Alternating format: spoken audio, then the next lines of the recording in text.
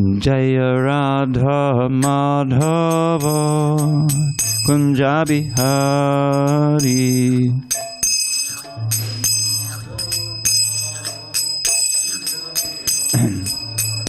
Jaya Radha Madhava Kunja Bihari.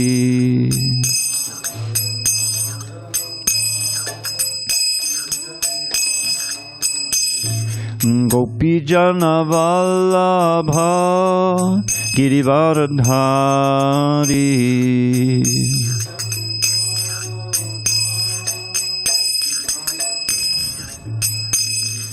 Gopi Jana Vallabha Girivaradhari.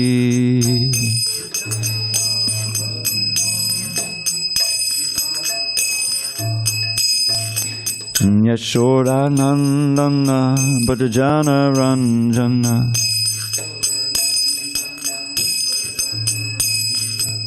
Yashoda Nandana Bhajana Ranjana.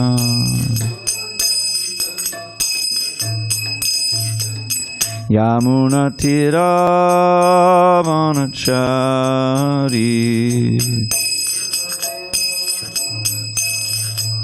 Yamuna Tira Vanachari.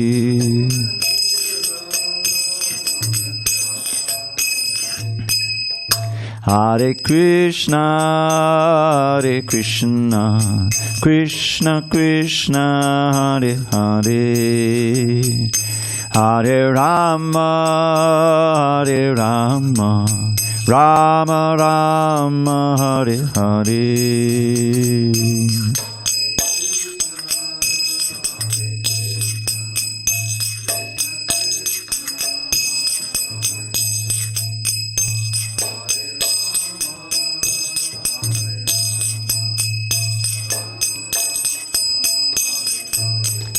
Hare Krishna, Hare Krishna,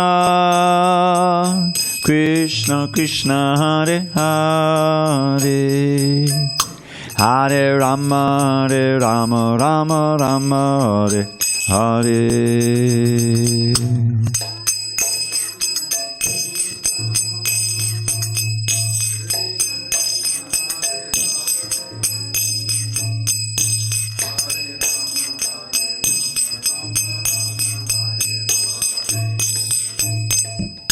Hare Krishna, Hare Krishna, Krishna Krishna, Hare Hare, Hare Rama, Hare Rama, Rama Rama, Hare Hare.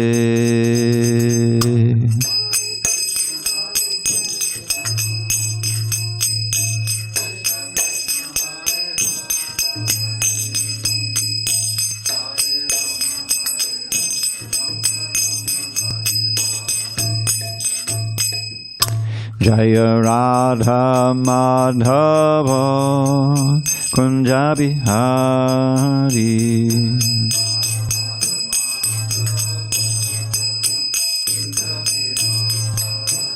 Jaya Radha Madhava Kunja Bihari.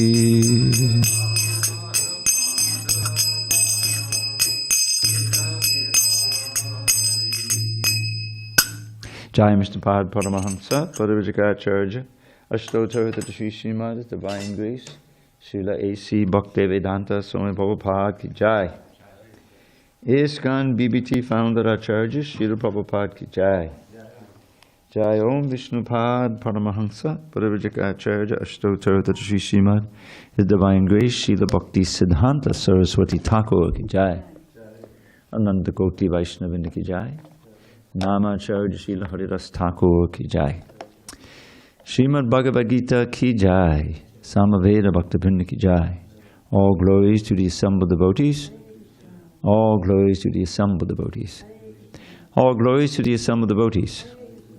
All glories to Shri Guru and Gauranga. Okay. Can't believe it. All right, now. Page 9 somewhere? I have it written down. Oh, good. Second paragraph. Second paragraph on page 9? Oh, the position of īśvara. Is that correct? That's the second paragraph on page 9. Okay. All right. Om Namo Bhagavate Vasudevaya. Om Namo Bhagavate Vasudevaya. Om Namo Bhagavate Vasudevaya.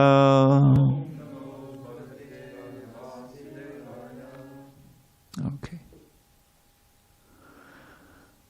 On this 7th day of August, 2023, in San Diego, we're reading from Srimad Bhagavad Gita as it is, translation and commentary by His Divine Grace A.C. Bhaktivedanta Swami Prabhupada. And we are in the introduction on page 9, second paragraph. But I'm going to pause this a minute. Can we open this door a little bit? Get a little air. Okay, thanks, Jay. All right.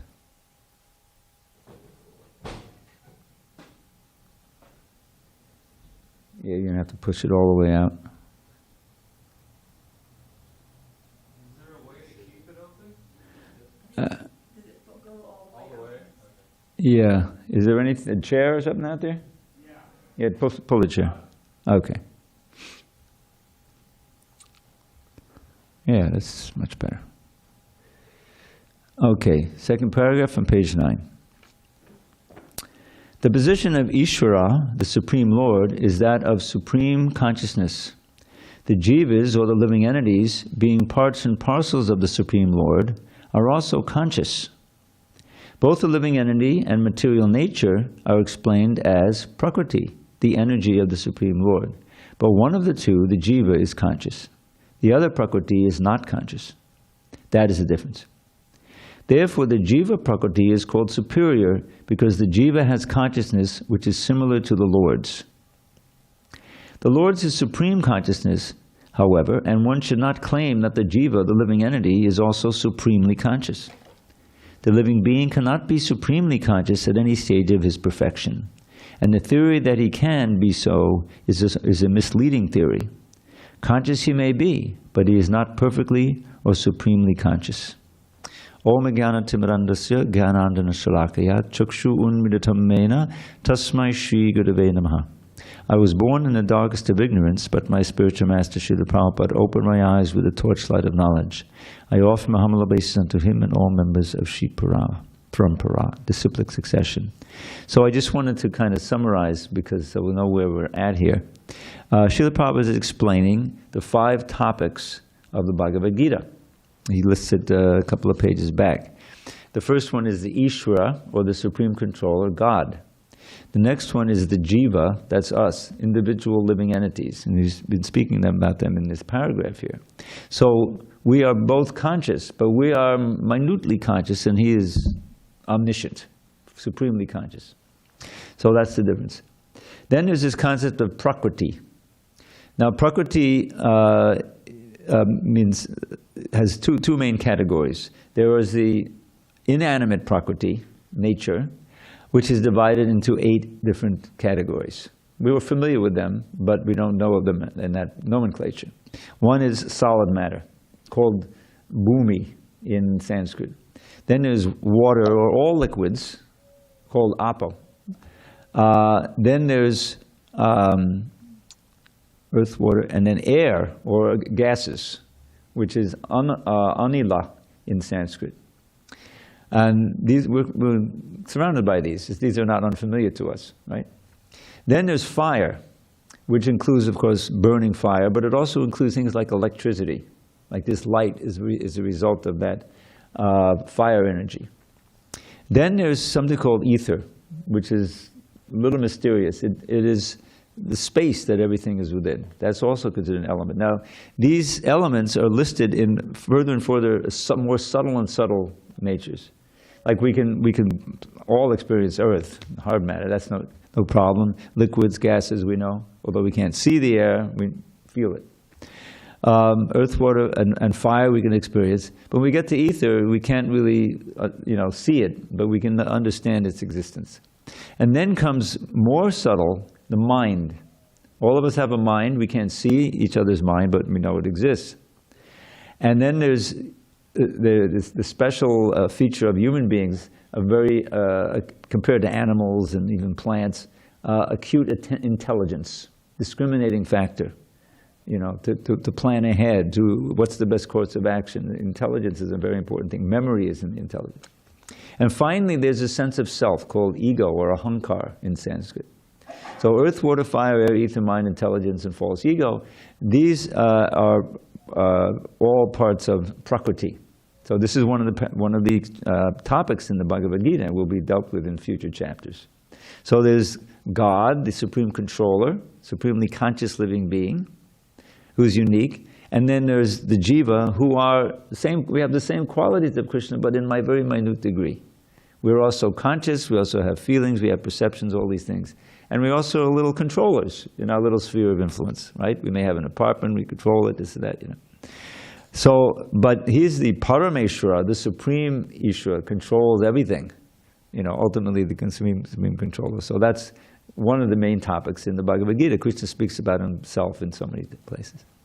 So that's the Ishvara, Prakriti, the Jiva, Prakriti. And then we'll, I think in the next paragraphs, we'll probably talk about the other two categories. And that is time. Time is a very powerful force. You can't stop it. It pushes everything toward destruction, isn't it? Eventually everything is reduced by time into dust. So Krishna identifies himself with that time power in the 11th chapter, in a famous verse we'll get to. And finally, there's karma, activity. And that's another very important factor. What we choose to do as human beings with our higher intelligence, we're not just impelled by the lower animals by instinct. You know, they're kind of programmed in. So therefore, they don't have any sin. It's not like when the lion runs after the deer and captures the deer, you know, it says, oh, that's terrible. But he's not suffering. That's his nature. He didn't decide to do it as opposed to other things, you know. But human beings, we have a choice. For instance, what we eat. We can just go with the flow and go to the supermarket and get this and that, and go to the dairy section, go to the fresh fruit section, go to the snack section, and then go to the meat section.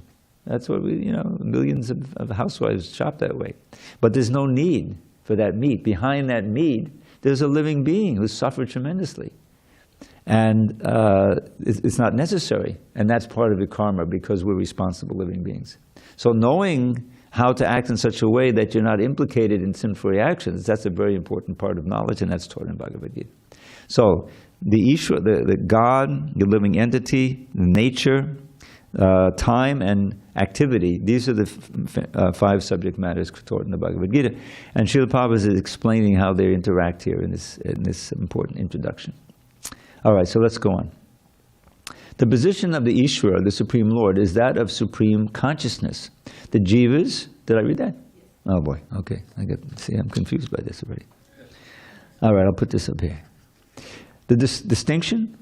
Yes. The distinction between the jiva and the Īśvara will be explained in the 13th chapter of the Bhagavad Gita.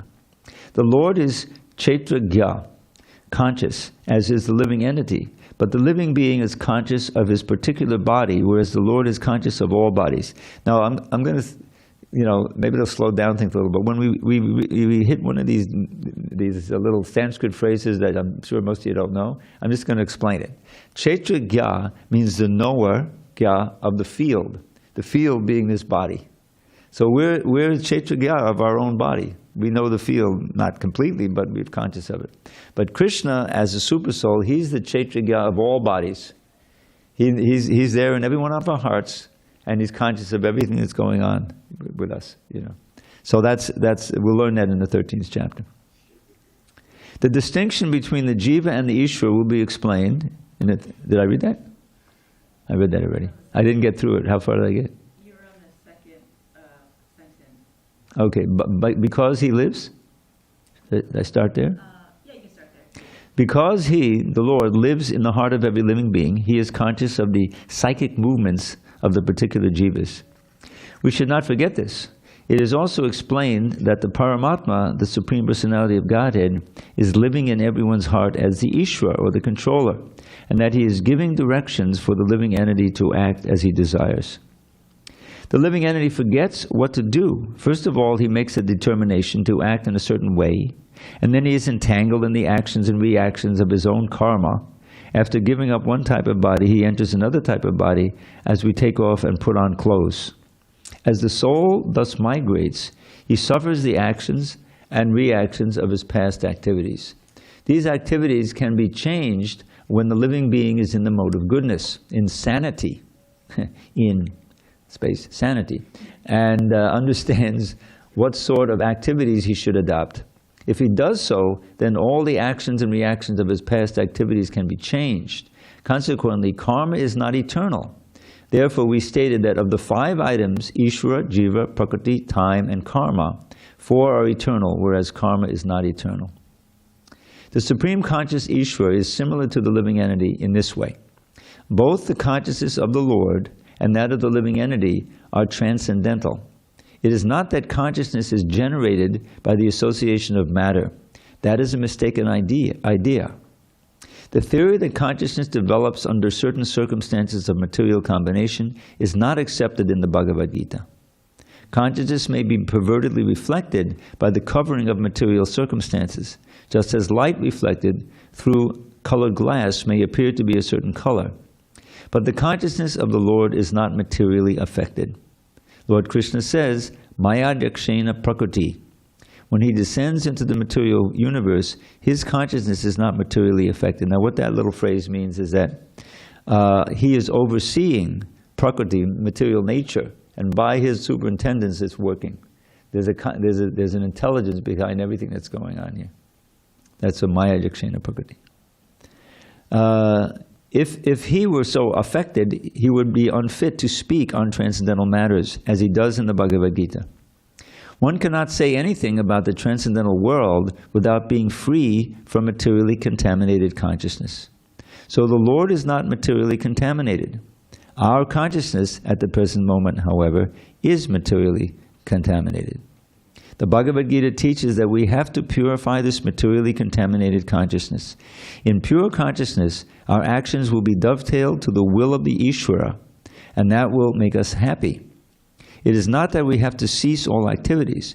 Rather, our activities are to be purified, and purified activities are called bhakti. Activities in bhakti appear to be like ordinary activities, but they are not contaminated. An ordinary person may see that a devotee is acting or working like an ordinary man, but such a person with a poor fund of knowledge does not know that the activities of the devotee or of the Lord are not contaminated by impure consciousness or matter. They are transcendental to the 3 modes of nature. We should know, however, that at this point our consciousness is contaminated. So just to review some of these ideas, very important understandings. So we are similar to Krishna. It is said that we are like the drop of water in the ocean compared to the ocean. We have the qualities, you taste that little drop, it's going to be salty.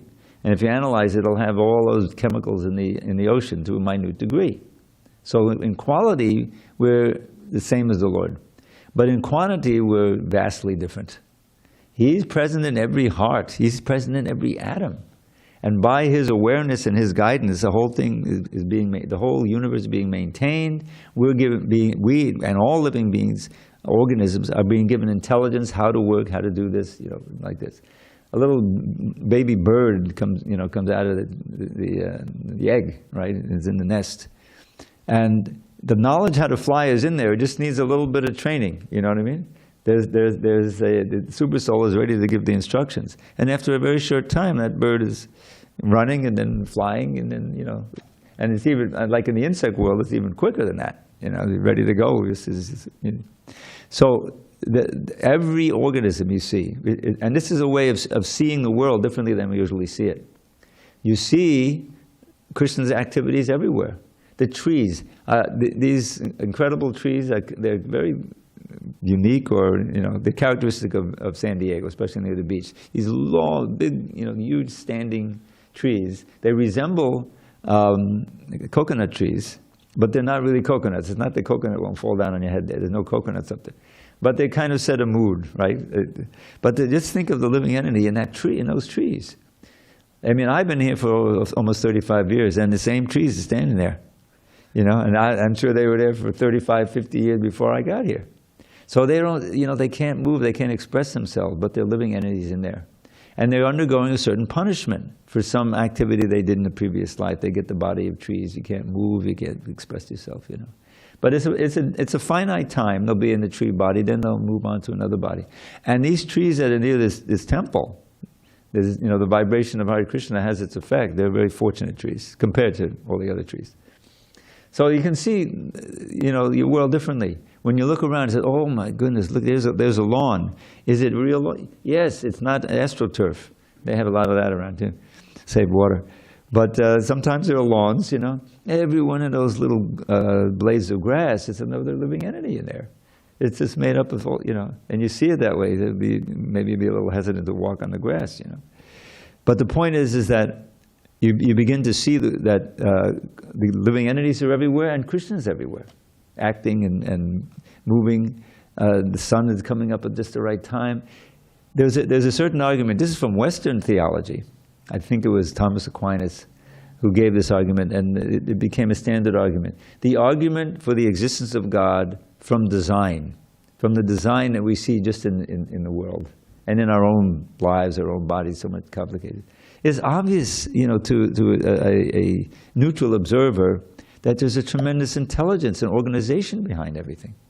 The sun is coming up just at the same time, maybe a few minutes later each day, you know, and there's this system of seasons, and there's a story probably would like to tell. Isaac Newton, everyone's heard of Isaac Newton, right? A famous scientist. I don't know when he lived, 1700s, 1800s.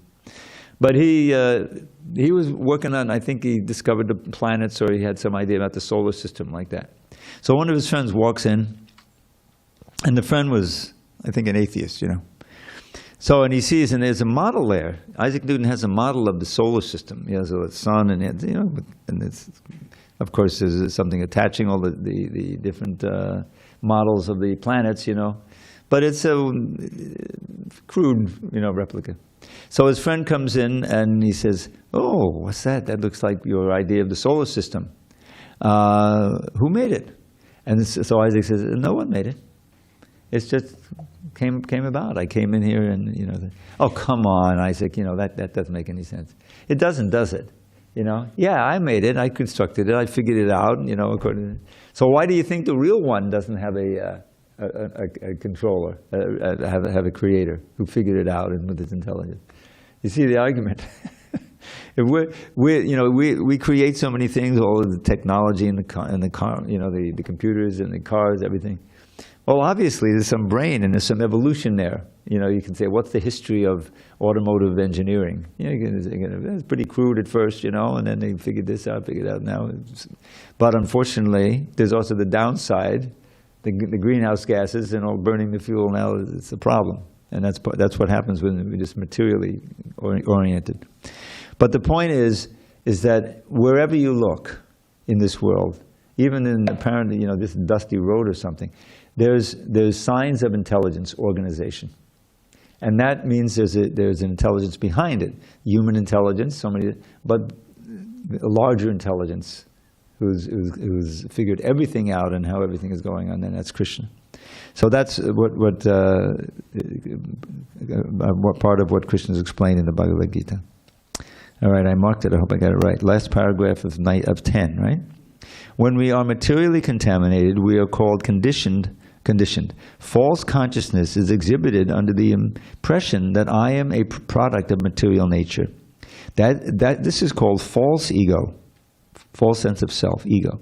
One who is absorbed in the thought of bodily conceptions cannot understand his situation. The Bhagavad Gita was spoken to liberate one from the bodily conception of life. And Arjuna put himself in this position in order to receive this information from the Lord. One must become free from the bodily conception of life. That is the preliminary activity for the transcendentalist. One who wants to become free, who wants to become liberated, must first of all learn that he is not this material body. Mukti, or liberation, means freedom from material consciousness. In the Srimad Bhagavatam also, the definition of liberation is given. Muktir hitvanyata rupam swarupena vivastitihi. Mukti means liberation from the contaminated consciousness of this material world and situation in pure consciousness. All the instructions of the Bhagavad Gita are intended to awaken this pure consciousness, and therefore we find that the last stage of the Gita is whether he is now in purified consciousness. Purified consciousness means acting in accordance with the instructions of the Lord. This is the whole sum and substance of purified consciousness. Consciousness is already there because we are part and parcel of the Lord. But for us, there is the affinity for being affected by the inferior modes. But the Lord, being the Supreme, is never affected. Supreme Lord and the small individual souls. A word here on this little Sanskrit. I like to give everyone in more precisely, muktir hitvanyata rupam swarupena vivastiti. So mukti means liberation, right? Freedom. Well, freedom from what? Basically, it's freedom from bondage to the body, which entails, and not just one body one after another, which entails birth, right? Old age, disease, and death, repeatedly. It's a cycle like that. And as soon as you get a human, any kind of body, an ant body, a bird body, a lion body, doesn't matter, you're going to eventually experience death. The birth itself is traumatic, though we forgot what it was like in the womb, and that traumatic birth, and there's so many things in your early life, right? So that's Krishna's blessing, but it's there, and we really don't want to do it again. Plus, obviously, getting older, disease, so many diseases. Sometimes kids are born with a disease. That's bad karma. Due to you have a disease from birth, your whole life is that. So disease is very troublesome, and old age certainly, which includes disease, and death. Death is so what you hold dear, is being ripped away from you. Krishna says in 10th chapter, "Mrityu sarvaharaschaham." This is one of these famous little phrases. As death, mrityu. Now you can see just a little sidelight, but many words in Sanskrit that you can see how the English word is derived from that. Yeah, mrityu, marcha, mortuary, mortician, death. It's a Latin word, and it's entered into the English language. Obviously, the word nama, which means name, who can regard, and there are so many others. So these four things. Now, so we want to get liberated from them, but it doesn't just mean. Liberation is kind of a negative word. It's freedom from something. But what is it freedom for? The impersonalists who don't believe in the personal God, they think the ultimate is just to lose your personality entirely. No senses, no differentiation, just pure consciousness. In this way I'll be free from birth, old age, disease, and death. But it doesn't work.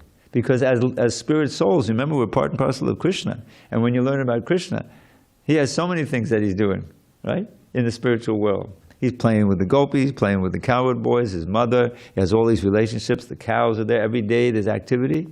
And we're part of that scene. But we've forgotten it. We've rejected that for the reflection here, which ultimately results in suffering. So mukti hitva means giving up anyata rupam. Now anyata rupam means other forms. Where are those other forms? We're living in one right now. And not only one, but every day it changes.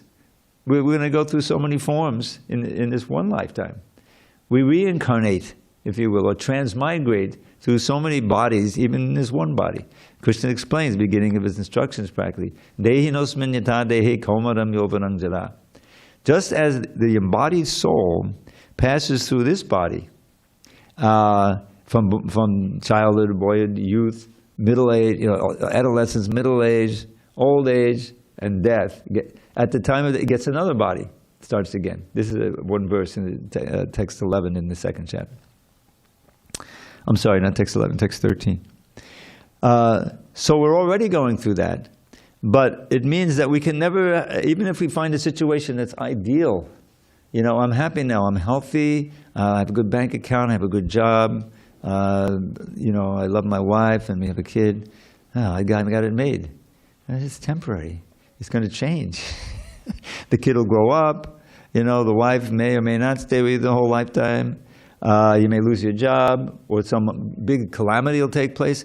Have you seen these floods in India? You must have seen. Oh my God!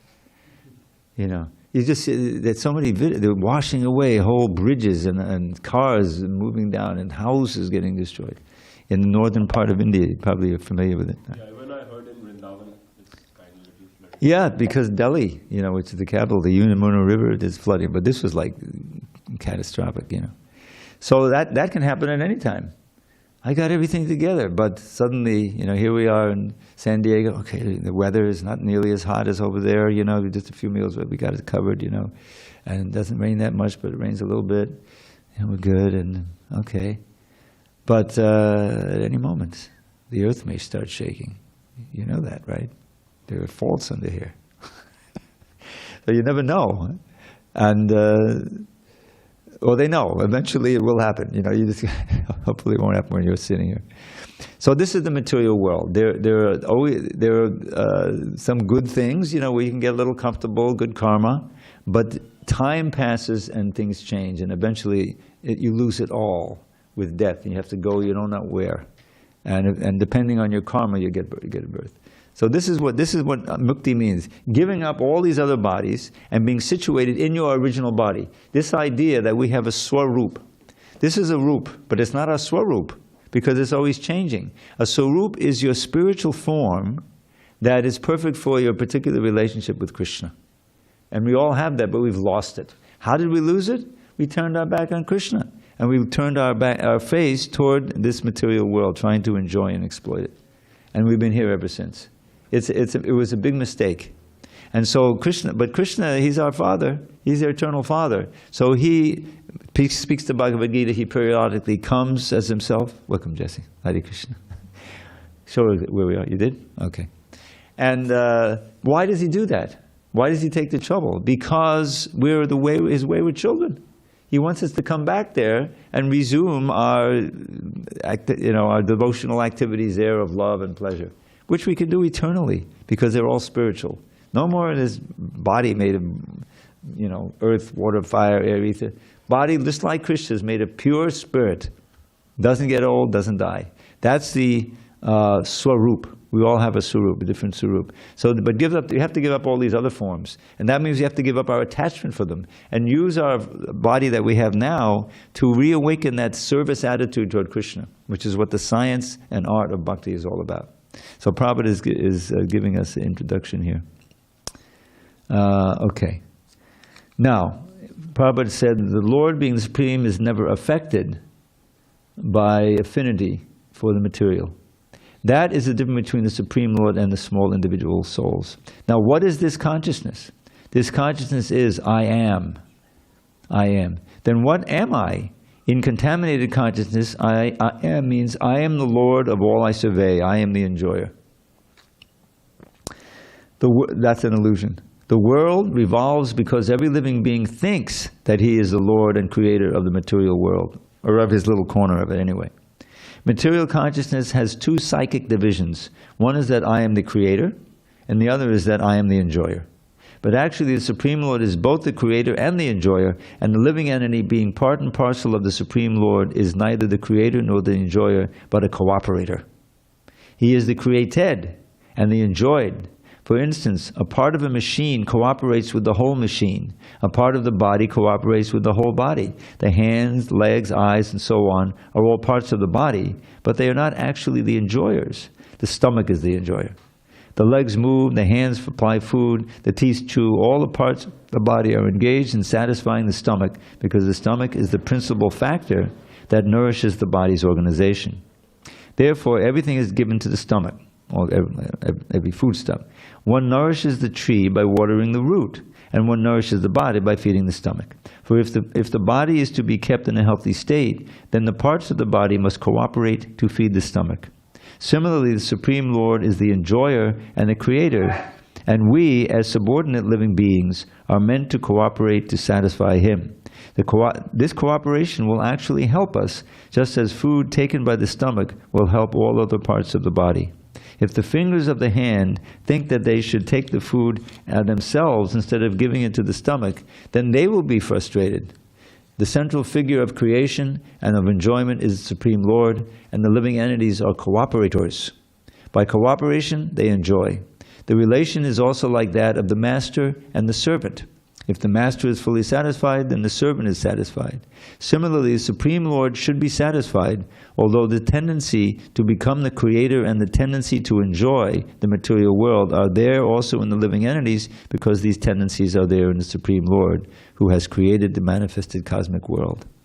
Now, just one note here. In reading that, you might conclude, well, okay, our whole function is to give enjoyment to the Lord by being servants, you know. But then the material mind immediately rebels and says, what about me?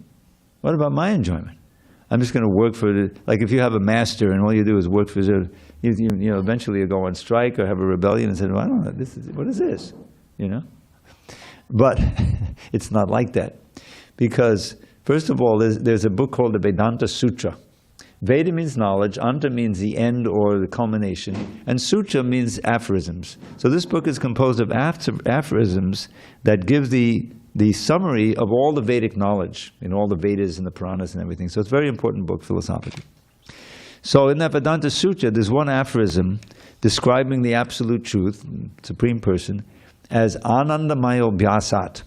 Now Abhyasat means, by the evidence of his activities, we understand that the Supreme Person is always in bliss.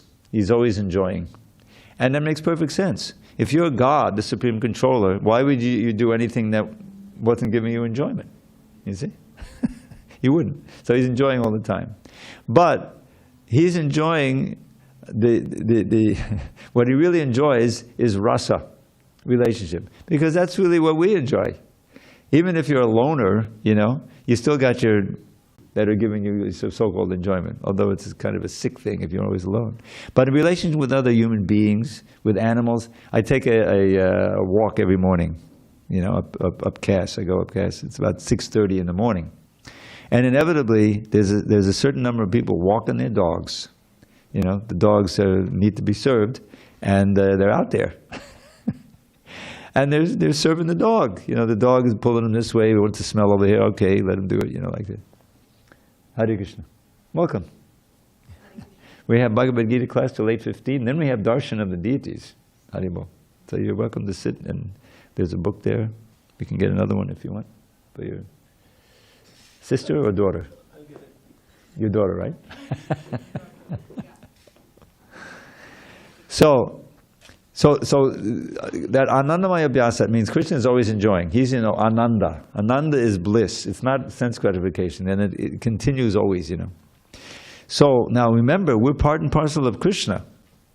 If we can participate in his enjoyment, then our capacity to enjoy can expand, so we're also always enjoying, because it's spiritual, you see. It sounds like, oh, I'm going to be a servant all the time. What about me? Where's my enjoyment? But that's exactly it. Is that when we participate in Krishna's enjoyment, since we're part of him, we also enjoy.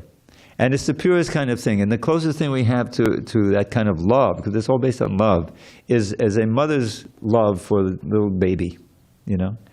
And in the normal course of events, you have to say, the mother will be so concerned that the child is healthy and well-fed and happy and clean and safe and all that. So he's concerned about the baby can't express himself except by crying and wailing, you know. But that selfless love, and if the child is resting there, you know, and peaceful, and then shows a smile even if there's no teeth, which there often isn't at the very beginning, right? But the baby smiles at the mother, the day is made. The mother, you know, the mother doesn't want anything else. You know, it's not like, oh, I'm serving you now. What can you give me? You know, no, that smile is enough because the love is there. It's just a natural thing, you know. So that selflessness. Now, unfortunately, that the kid grows up, you know, moves away. In other words, you can't sustain that kind of. But in relation with Krishna, that's the ideal. Is that you're taking pleasure in the pleasure of the beloved. That's the basic thing, and we have some relation to the understanding of that.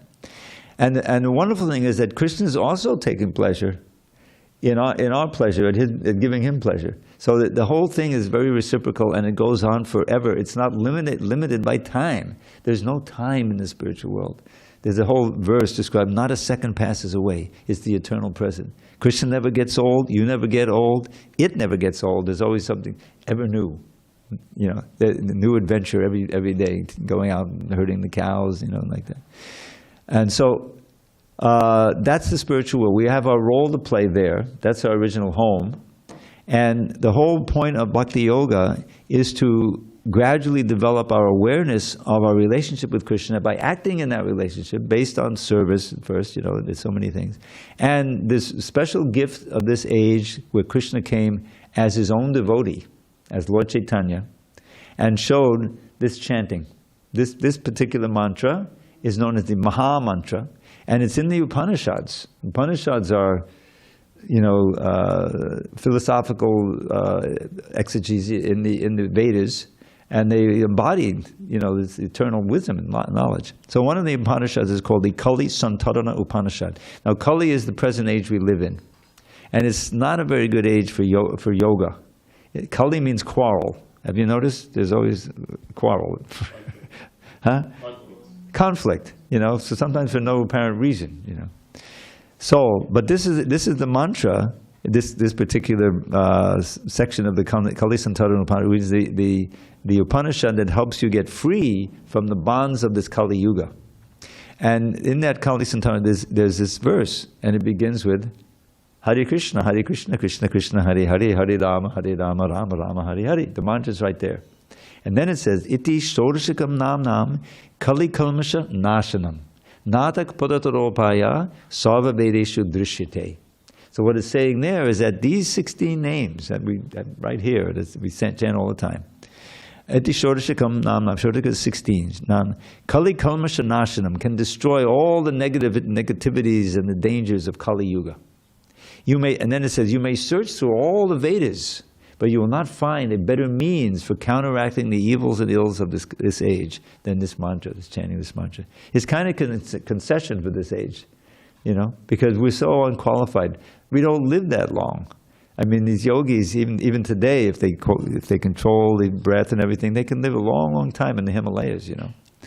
But previous ages, people lived 1,000 years, 10,000 years, you know, long, long time. We're living 100 years max, you know, and it's not very good. So we need an easy way to make advancement. This is it. You know, there's absolutely no prerequisite. Anyone, anytime, anywhere can chant these names and benefit. And if you really take it seriously and you integrate it into a whole program of Bhakti Yoga, very quickly you feel the benefit. Prabhupada said, just come for a week and take part in the temple, and it's a fact. I remember when I joined, you know, it's just the whole environment and the chanting and the philosophy and the food, you know, the prasadam, everything was like positive. So that's Lord Chaitanya's movement, which is what is Gaudiya Vaishnavism. And this really gives the essence of the Bhagavad Gita. The Bhagavad Gita culminates in this, you know, these two verses, which I'll chant again because they're so essential. And we just read them a little while back in the 18th chapter. Manmana bhavaman bhakto madhyaji mam namaskuru mame vaishasi satyam te pratijane priyosime. So he's speaking to Arjuna, and he's saying, I made a little poem out of it. Just think of me, become devoted, worship me and bow down low. You'll come to me, O friend, I promise you this boon I shall bestow. And then in the next verse, which is the culminating verse of his instructions, Sarva dharman parityajya mame kangsharanam vraja. Aham tvam sava papebhyo mokshiyasami ma shuchaha. Don't worry. When the curtain's open, look at Radharani's right hand. It has this a mudra. And everyone knows it. Don't worry, everything's going to be all right. She's telling us, it's called the Abhaya mudra. The mudra that gives you assurance of fearlessness. Abhaya means no more fear. You know that this material life is always fearful. And we do so many things to try to forget the anxiety, you know, but it comes back. So he says, just take up bhakti and there'll be no fear. So this mantra is, and if you chant it in pure consciousness, it's very quickly efficacious. And so that's, you know, the Bhagavad Gita doesn't contain the mantra, but in those two verses, it just become my devotee. In this age, becoming Krishna's devotee involves this chanting this mantra and doing the other things that have been then chalked out by Lord Chaitanya's prime disciples, like Rupa Goswami, in a book called the Bhakti Rasamrita Sindhu, the ocean of the nectar of Bhakti Rasa, which is the feeling of exchanging of love between the living entity and Krishna in all varieties. That's Bhakti Rasa. Prabhupada translated that book as the nectar of devotion, and it's available to us, the science of Bhakti Yoga. You know, so we owe so much to Srila Prabhupada. He made this whole incredible science available to us with great effort. He would get up in the middle of the night, you know, he's so busy managing and traveling all over the world, and he would spend a few hours alone dictating his books, and then he would give it to editors like me. You know, I had a little role to play to just adjust the English so, you know, it was readable as a second language. And then that's what we're reading here. You know, it's a great gift of knowledge, because we have the higher intelligence, and we can control the lower self and direct the senses and the mind in such a way that we stay connected to Krishna.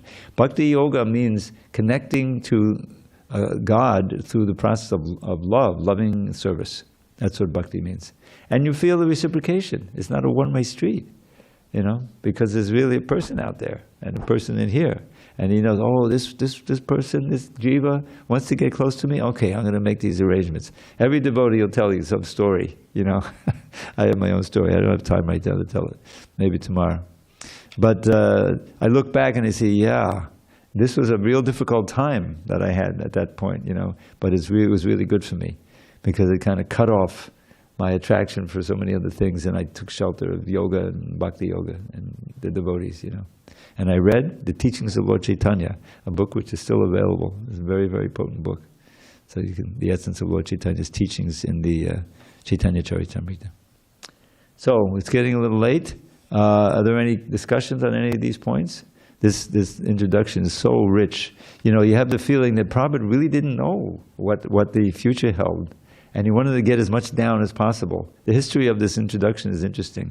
I'll just tell it in 1 or 2 minutes. Prabhupada, when he came to America, it was the most courageous thing you can imagine. Here's you know, a wonderful devotee of Krishna who's situated in the ideal place in Vrindavan. He had a place in a temple, you know, compound, and he could just chant there, and the Yamuna River was, you know, a few steps away. Ideal. But he had an order from his spiritual master to take this science and preach in English in the West. And so, with great effort, he produced 3 hardbound books.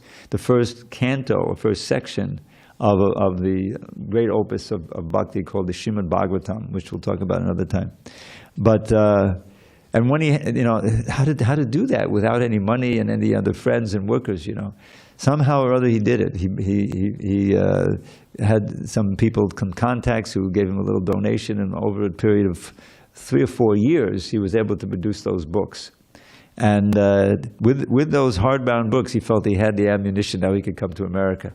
And so he begged a free passage on a steamship, not even a passenger ship, of a devotee who was in Bombay, lady, very pious lady, Sumati Morarji. And there in early August, I think it was, he gets on the boat in 1965. And yeah, it was just before Janmashtami, a couple of weeks before Janmashtami, which is also his birthday. So he was 68 years old when he got on the boat, turned 69, and he wasn't in the best of health. And you know, this is a cargo boat, and he's going to the Atlantic Ocean during the hurricane season, and you know, and so he had 2 heart attacks, and he almost passed away. He's keeping a journal, you know, we know from these things. But then he had a dream. Krishna said, don't worry, I've taken charge of the ship, so, you know, you'll be okay. So he woke up, okay. And then it was a calm crossing of the Atlantic during hurricane season. So the captain of the ship had his wife with him. And she said, could you please come back with us, because that was the calmest crossing we've ever had of the Atlantic. Yeah. So he lands in Boston the middle of September. This is a stopover before he came down to New York, you know. And he wrote this wonderful poem. Maybe I'll read it tomorrow. I think in Bengali, it's been translated into English. Markane Bhagavad Dharma, you know, preaching Krishna consciousness, taking Krishna consciousness to America, to the West, you know, that's what it's. And it's just, he's saying, you must have brought, must be some reason, he's addressing it to Krishna, there must be some reason you brought me to this terrible place. He's just been walking around Boston and he sees all this, the cars and, the hubble bubble of the city, last thing, contrast with peaceful Vrindavan, idyllic Vrindavan. There must be some purpose. So if you want to, please make my power of speaking such that they will understand the philosophy. I'm relying on you, So beautiful prayer. And that was Prabhupada's mood. He just put himself in Krishna's hands and he moved him here and there. It's a wonderful story told wonderfully in the 6th volume. Well, it's not 6th volume anymore, but a long account called the Srila Prabhupada Leelamrita, which is worth getting. And so somehow Krishna, after great struggle, he was able to establish it in New York and gradually San Francisco, Montreal, and then he went to India. And it grew to what it is today by Prabhupada's sincerity. And at every moment, he felt the presence of Krishna, the guiding hand of Krishna, and Krishna's protection, So when we read these words, we're getting association with Srila Prabhupada, which is the most valuable thing we can have. And if we, really take them into our heart and we act on them, you don't have to do anything radical, add the chanting. That's what I did, 2 rounds a day, and reading the books and visiting when you can, Keep your job, had my car, job, an apartment. But gradually I saw that the most important thing was to do this. And so this has been over 50 years now that I've been enjoying. Okay, we have time for one little poem. So, okay, this comes to mind.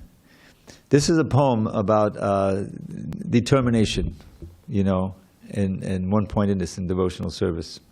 Even in adversity, to keep on the path, So there's a bird in India called the Chataka bird. Apparently, he only drinks water that falls from the cloud. If it touches the ground, he won't drink it.